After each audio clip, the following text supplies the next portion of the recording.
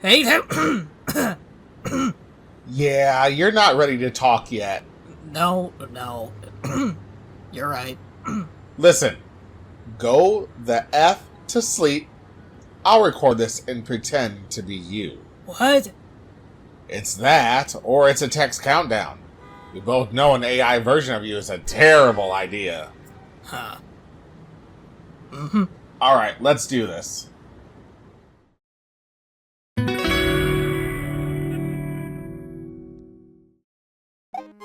Yeah, this video sucks. Welcome in, my friends. It is I, Chaser the Ultimate Gamer, taking the role of Daizo Devon in this time of recovering his voice. So if I say I'm assuming the role. The horror is upon us, it seems. Back in 2012, he released a similarly titled video where I discussed what I personally believe to be the top 5 scariest ROM hacks Mario World has to offer. I, being Daizo, not me myself, anyway. A lot has indeed changed since then. Plus, I'm not a literal child. What the heck? So you wouldn't necessarily think that the Mario World engine, or even the Super Nintendo itself in general, could pose any actual horror. But your daily dose of lunar magic can tickle anybody's creativity to display dread in the most effective of ways. This is why I'm not necessarily labeling this one as Scariest ROM hacks, but just exploring horror in general. Just a few ground rules. The Alpha Sphere duology will not be on this list because those are my own creations, and that's the same for any projects I made myself. So to not confuse anybody, they are early honorable mentions. These hacks I also need to have played, so if your favorite isn't on this list, well, I encourage you to make your own countdown. One other rule is I want to represent different authors per entry. So if a specific creator is known to create horror ROM hacks, only one of them will be here on this list. Oh, one more thing. Some of these I'm going to cover in full. So if any of these hacks seem at all interesting, I recommend playing or seeing them first. I don't want to be the one to spoil all the fun. Let's begin. Number 5. Some classics never die.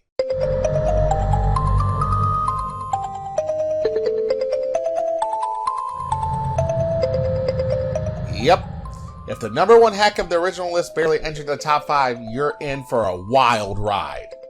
I think this one still wins for the most goriest because, yep, that's a lot of red paint. The creator of this hack, KC, now going by Case P, helped create another ROM hack called Jigsaw's Test, but it's no contest which one is the more disturbing of the two. The game has a silent title screen with only the thunder being audible. Once the game starts, you're taunted by these ghosts. Then you proceed to the overworld. Seems like the level has 2 exits, which probably means there's a good and bad ending. You start out in a forest and have to find your way through the catacombs. This part of the game is honestly quite somber, especially with the music choice. This forest part has a bit of sequence to it, but then you find a cave that goes just a bit deeper. Eventually you find your way in the... I think this explains the graveyard. Side note, I want to believe this entire house got buried because of all the death and murder that took place here. From here, there are 2 distinct paths to 2 different endings. The first path has 2 ways of reaching it. Either you take this door and meet all those clowns' platforms, or you take the door and skip that part. After venturing forth through more of these phases, eventually you'll lead to a free fall where the exorcist scene plays. You see all the horrors just watch you fall as you make it to the bottom. This is the bad ending, and I'm not sure which way I'm supposed to interpret this. Either Mario is grayscale to represent his inevitable death from impaling in the spikes, or, a darker theory, the ghosts have some Medusa effect that turned him into stone, where Mario hopes for a death that will never arrive. It would be an eternal prison of being conscious, waiting to tumble into the spikes and finally rest in peace. But it'll never arrive because an easy death like this simple escapes from the heart that is eternal suffering. That's also in this scene where we see the main villain of the game. I'll call him Doink because he's got clowns everywhere. The second path leads you deeper into the house. Traverse through the darkness, then eventually having you get chased by a number of boos. No, I am not doing that scream from the first video. This wasn't even that scary to begin with. I do like the effect of some of the blocks adding a red outline to signify that these bricks were compiled while someone was inside them. The final boss isn't too far after, and besides the surprise Eries that can spawn on the side of the screen, it's not too tricky of a fight. You escape this place with your life and you finally see the bright sun once again. Yoshi's also here for some reason. Side note, for the longest time, I thought there were 0 checkpoints in this hack. But as it turns out, you can find an area where you're in a graveyard with a golden cross. Collecting this lets out the sweet sound, indicating that this is a checkpoint. I even tested it, and sure enough, I was back at the cross. The only reason I didn't find this is because when you play Mario World, you're conditioned to always go for the invisible doors. And the path to the checkpoint is the door right beside it. I thought this would lead me backwards. Most ghost houses and other ROM hacks and even Super Mario World itself conditioned me to never check doors like this, so I never found this until now. While not number 1 anymore, it still holds up very well even if it does go a bit overboard. That amount of blood, you could shout Bloody Mary 3 times in a mirror and she would not even come close to beating this house.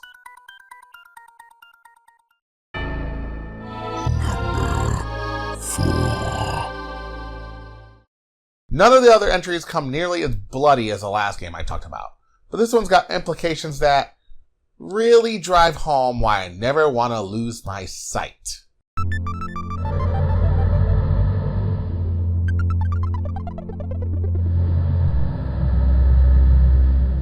The original IGGY'S came out back in 2013. You probably know YSY for eventually contributing heavily to Super Mario World Gaiden, and the creator would never return to horror genre past 2016, unless you count Naughty World. You star as who I assume is a Mario, but his eyes are just gone. Not just Mario's eyes, everybody's eyes are gone. Or are they? While I'm going to consider the original as number 3, I would talk about both versions even if they're entirely different games. When you start the game, instead of the Nintendo Presents logo, you get 2 white dots. Are these the eyes we've lost? You, the player, sees the Mecha Koopa stuck in the ceiling. What's intriguing is there is a clear inability to look upwards. The next room has a bit of tricky platforming, but there's something about the fact that these boos have their mouths stretched all the way to the top that kind of nerves me a bit. It's super cursed, but it makes sense. They don't have eyes either. They can still sense you, just like how you can sense it.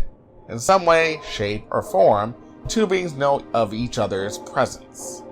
There also seems to be a sense of enemies being trapped in unreachable spaces with these trapped eyeless enemies. Here you can enter the room for the intro. The Mecha Koopa that was there earlier isn't there. Was it ever there? Sure, you, the player, saw it. Or is it symbolic for Mario thinking it's there? Or maybe assuming it is, and he doesn't look up despite your attempt. The concept of Schrodinger's cat is a thought experiment where you canonically don't know if something is there or not. I've seen this to be the main explanation of why ignoring the death scenes in Clock Tower is what ultimately saves them, because canonically, you're not sure. By not knowing, it gives the possibility of the person or object actually being there. By entering the room, you are assured that what you think you saw before is confirmed to not actually be there. You confirm the cat did eat the poison. So, to progress to the end of the game, you must get to the room shown in the title screen promising a mushroom so you can go up this pipe. In the first door, you see a pipe that requires being big to bypass. The title screen has a mushroom and the mushroom has eyes. Could that represent the ability to see how to solve this problem? Will this pipe lead us to an answer? The second door leads to this dark room where the outlines can only be parsed by the spotlight. Now you don't know what the stage layout looks like, further putting you in the shoes of Mario who has no eyes. This could mean that while the previous area is loosely familiar, like a place you would remember from back of your hand, this place is somewhere that only vaguely remembered. Maybe it's a place Mario has been to before, but not often. If you go in the door that's locked away, you go back to that spot. So you want to progress further. The swimming section is also interesting. The background is scrolling backwards and looks like a checkerboard pattern. The bullets that get shot also blend in, which I interpret as confusion in some way, or perhaps the anxiety of danger looming around you at any time without sight. The ending corridor of this water area is intriguing. There's pairs of enemies stuck in the water. Could this mean the blindness is drowning you in darkness? Well, now the entire area is mostly flooded, up to the point of being able to access this wall of coin blocks. Now you've made it. You're at the title screen area, and now you find out if the mushroom with eyes gives you your eyes back. Well, no. You simply grow larger like any Mario game. Yet you're still eyeless, but now you can look up, but you can't duck. I guess this represents the fact that once you live a while with a lack of sight, you'll no longer look to the ground wondering how things could have changed, instead look up towards the future and moving on. But you can instead choose to go back to the past, to enter this pipe, and find out how to get your eyes back.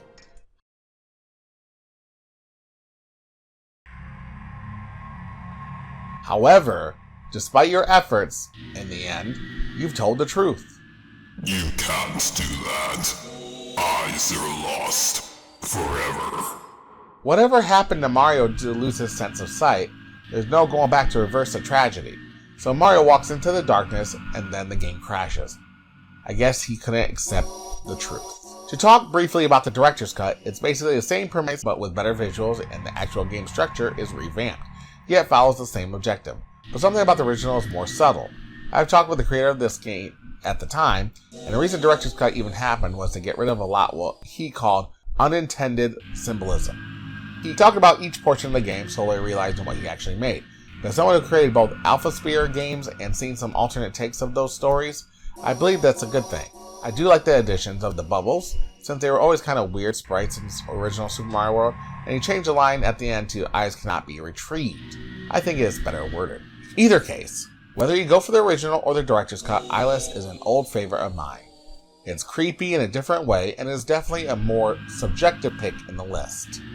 It has the issue with the lack of checkpointing, which a few horror ROM hacks also share this problem with.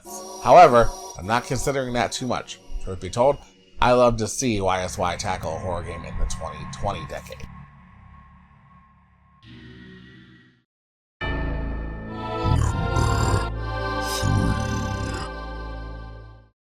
This hack is a bit of a last-minute addition to the list because I'm ashamed to admit I haven't considered this one, even despite playing it twice over.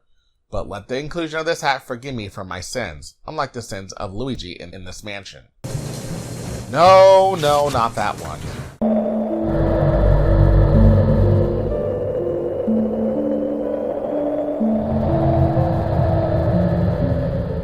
Roughly translated from Italian to the Spooky Manor, Il Medero Speciale is a ROM hack created by Durainer Hawkeye, Red and Green, and Stormy Callice, about Luigi recovering the souls of those who lost their lives in one way or another. While it's a fairly simple premise, it's all about the world building of this place. This game is not made to scare you, but instead it's a very somber feeling game. The paths you take to get every soul takes you to places in the manner that you wouldn't really expect. While the haunt and this hack both have spooky mansions, forests, graveyard, and even an elevator, this one takes those things up to 11, with less blood. I think the coolest area in the whole game outside of the ending has to be the piano room. Now at first you might just hop on specific keys, perhaps just a black one assuming the gimmick is not hit the wrong keys, but each note is played every time you step on one. So what if you cleared all the enemies? Go backwards and just walk on every key. Well...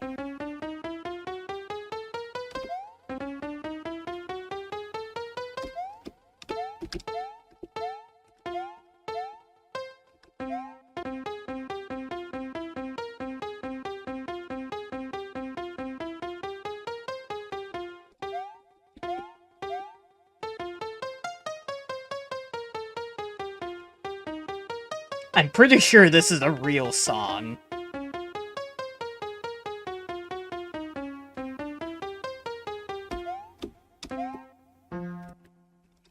Such a cool room, my man. You can tell a musician who knew their stuff made this room. Deliberately set up the custom blocks to play a piano track like this.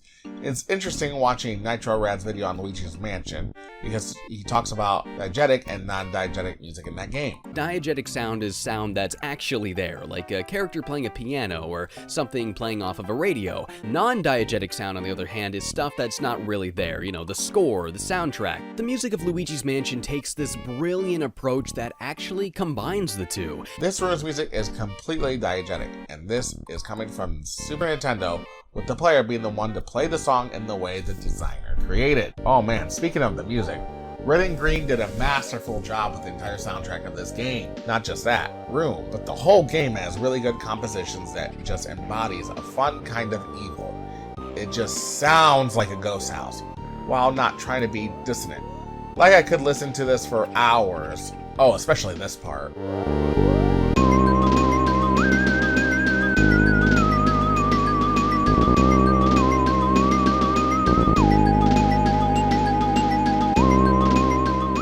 But then they do something extra with this specific song. There's a part of the game where they recreated the song that sounds like it's playing in reverse. This must have taken hours.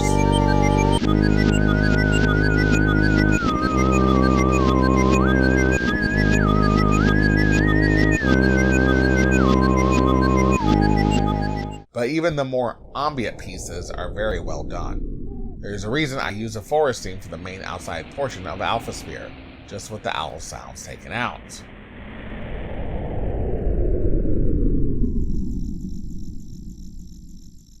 Anyway, so the whole goal of the game is to get these souls. Like I said, while I won't spoil the good ending, I do want to talk about the ending sequence. If you go down the grave to rest your soul, you're in this area where you have to dodge these very cursed looking booths with this track that's sampling IGGY'S. This is the only part of the game that actually outright creepy as all hell. And you're literally being dragged down as if Luigi's soul is being judged for the good he's done to rest the other's soul. If you haven't collected enough, your soul is... Okay, this isn't that scary. I think they could have picked a better death track to really sell this screen a bit better. Also, the text could have been a bit more ruthless instead of just telling you what to do. I could have said, like, your soul is damned forever, or something like that. I get not going over the edge with the creep factor, but I think this could have been a bit more. The other two endings are more worth getting, of which I won't show either. The final track is actually the most peaceful music I've ever heard in a ROM hack, so I do recommend it. Overall, this is a fantastic little atmospheric hack that just plucks at the right heartstrings. I'm aware I didn't go over too much of the level design. It's all solid, but I don't want to spoil this hack too much. This one is worth your time, and the trio did a great job with it overall.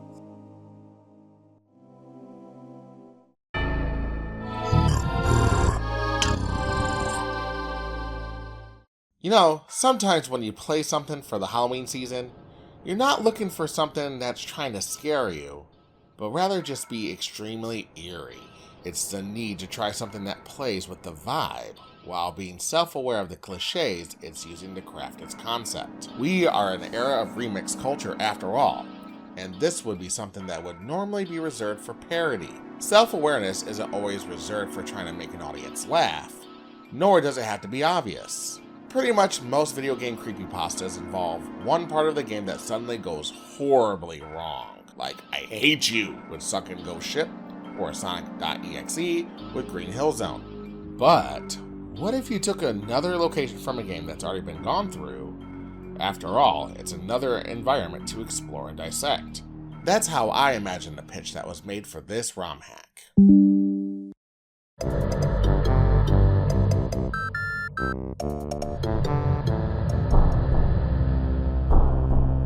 Number 0, Iggy's Castle, is what happens if you took the whole castle setting of Mario World and turned that into an attraction of spooks. Like a lot of this style of game, it starts out normal enough, and you enter the level as it was back in the day.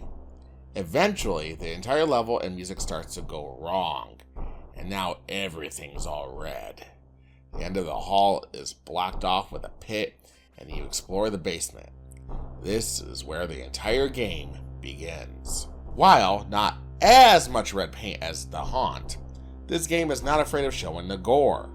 Most enemies show evidence of death, like how thwomps tend to have blood splattered under them as if there was a fresh kill. Grinders also seem recently used for purposes not quite humane. Eventually, you'll find yourself in the specific room where our first encounter with this smiling entity shows up. This is the shopkeeper, a smiling figure wearing glasses. Is this Iggy? We don't get a lot of answers from this guy, as every time you talk to him, he'll just say whatever nonsense, including some references to Mario's past or nods to other ROM hacks. What you want is a flashlight from him. But if you don't have 10,000 coins, you can just buy it for 100 coins instead. What a prankster. But if you claim you don't have 100 coins, regardless if you do or not, he'll offer another deal to you. He'll ask for your soul. And deny him here leads you to a bad ending where your head is sold for 300 coins. Accept the deal, and you're now in this ghostly pale form. But hey, at least you got the flashlight. Your goal from here, after either paying with coins or your soul, is to get through the basement. Spotlights are never my sort of thing, but considering the amount of times you'll be going through here, you'll quickly figure out the layout. I'll explain why you'll be doing it in a bit, but hold on to that thought. Once you get through the up-down movement phase, you approach. Is that Michael Myers? A lot of these images I notice are edited images. There's a deliberate reference to the previously mentioned I Hate You, in which this game expands on the lore of this random mushroom sprite. I won't spoil how or why. I do want you guys to play this for yourselves. So, you fight a blood creature, and you steal his soul for your own amusement. Or if you did not sell your soul, it'll just fly away. You go through further in the red cave, and you escape. Once you go back to the shopkeeper, he's not quite right. But there's the key we need to enter the demon door in the ice blue room. There is this weird floating entrance here, and you can't seem to enter it in either of these states. The next section has you go through a small gauntlet featuring these homing thwomps. Entering the final door of the normal state pairs you against what I think is the shopkeeper in his demonic form. Buy more! You make the effort to escape, but it's fruitless as this will take you to the bad ending. That's a horrific choir. Something different occurs if you enter the door in your very dead state, as red text acknowledges how much you've let yourself go.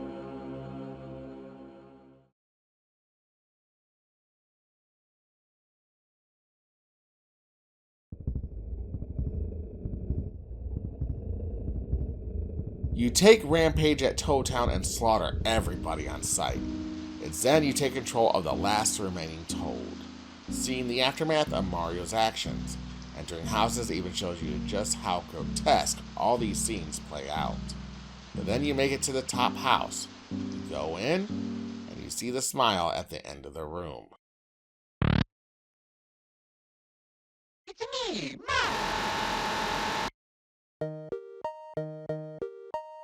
This isn't even the worst ending you can achieve, though it's definitely the most evil you can go.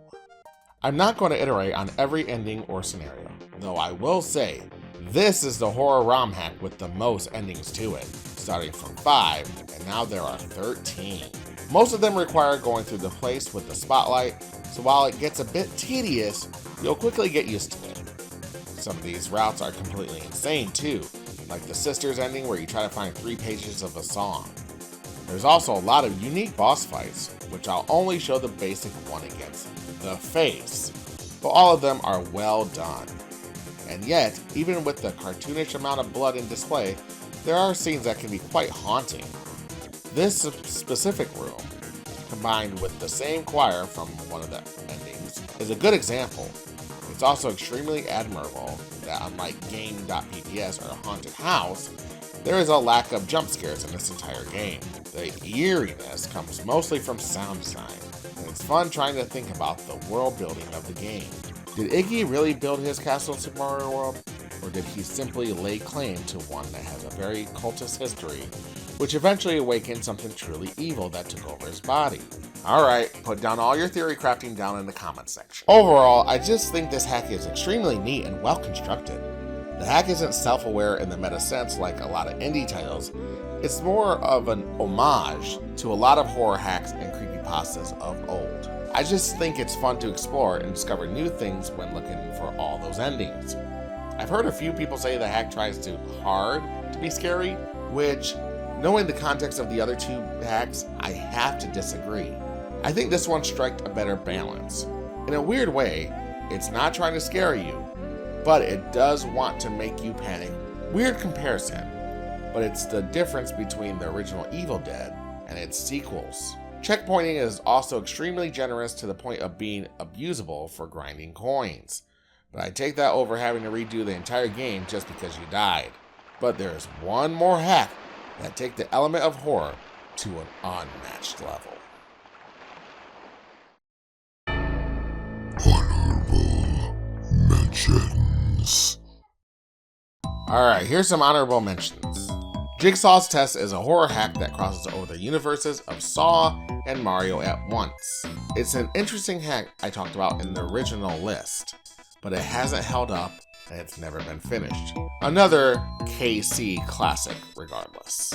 The Big Boo Legion is more rompy adventure with many levels and good for the time atmosphere. The story is decent, the levels are nice, and the one scene was kinda spooky, but it doesn't hold much substance compared to the new top 5. Mario Wakes Up Expanded is a, well, expanded version of the original, but one section is fairly annoying to get through and it hasn't held up too well. Still, I had the original on the prior top 5, so it's fair to mention what's arguably the superior version. I Hate You by Arsenio is a hack that retells the original creepypasta in a mostly accurate way. There's a really neat boss fight at the end, but against all the other hacks, it barely misses the top 5. Still, it would be a sin not to mention it. And finally, A Halloween Walk is a nostalgic little hack I like to revisit as it's one of the first ROM hacks I've played from the Central. I like the atmosphere of the yellows, grays, and greens with the overall vanilla aesthetic. It's actually influenced for one of Crack the Hack levels. Can you figure out which one? Alright, with those hacks out of the way, it's time to reveal which hack is my #1 favorite from the horror genre.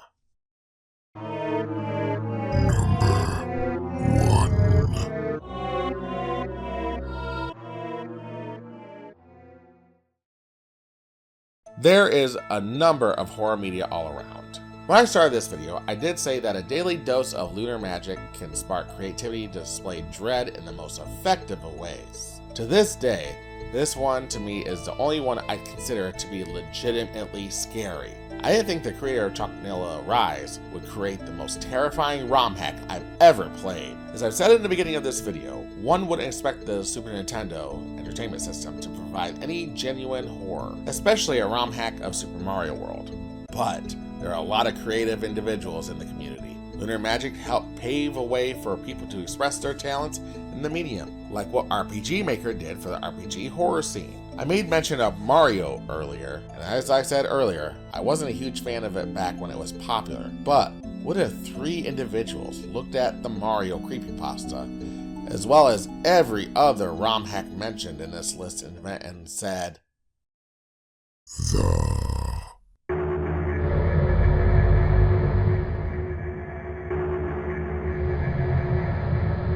or the, I don't know. I'm sure everyone who's watching this video has at least heard of Coronation Day, and for very good reason. Remember in The Haunt where you start in a forest? It's a similar story here. There are dozens of videos talking about this game and its history, so I'll keep it brief. You are basically traversing through a forest that appears to be corrupting the further in you walk. That is all you do. Walk to the end, and depending on the outcome, you'll loop through various versions of this same forest. This sequence never fails to scare the living shit out of me. And that's all thanks to the audio design. TorchCuz is a legitimate wizard of the Super Nintendo sound chip. They are the same person who created the abstract map theme, Can You Feel?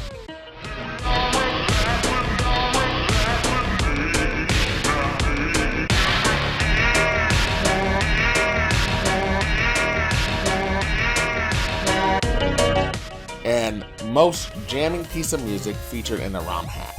Colors 2.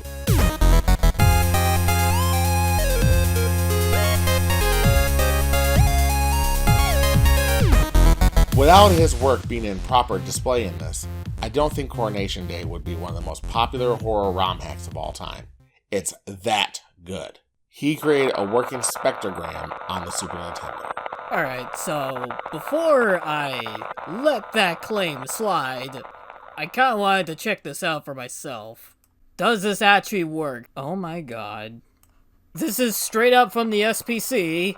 This is real. But going outside of the audio, Medic and Underway did a brilliant job on the programming and aesthetic side of the hack. All the visual effects, the sprites, the save RAM manipulation, even the puzzle behind the final ending are all designed so brilliantly.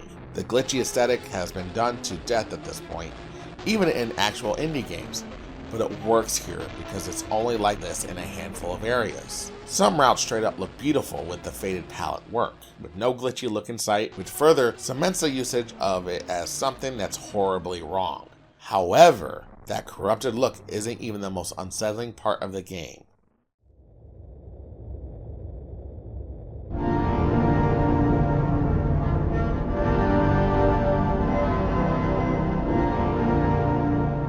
The story of the hack is extremely open to interpretation, and judging by the unused areas, it was supposed to be even more disturbing. I have my own dumb interpretation of the events, but there are mainly 3 theories that most fans of this game latch onto.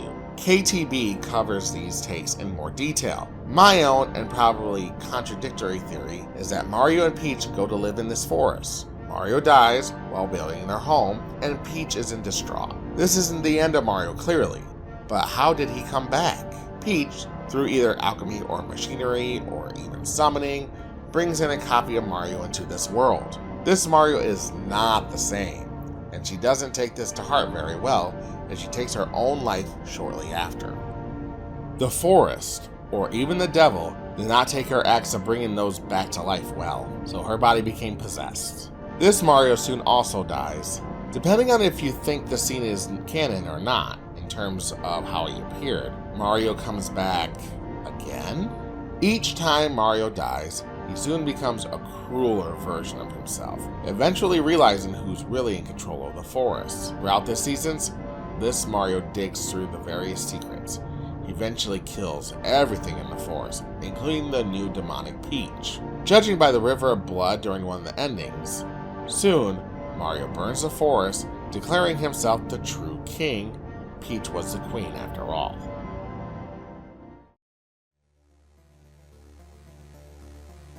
Regardless whether or not this interpretation is at all what's intended, it goes to show just how much of a talking point Coronation Day truly is. It's garnered Friday Night Funkin' mode, it's been covered by various YouTube channels, its fan art scene is staggeringly high, and it is also the #1 best horror Super Mario World ROM hack in my eyes. Happy Halloween, around Christmas time, everybody. This is Chaser the Ultimate Gamer, and it's never a goodbye. It's always See you later. But I can't let you say my iconic line. Good grief.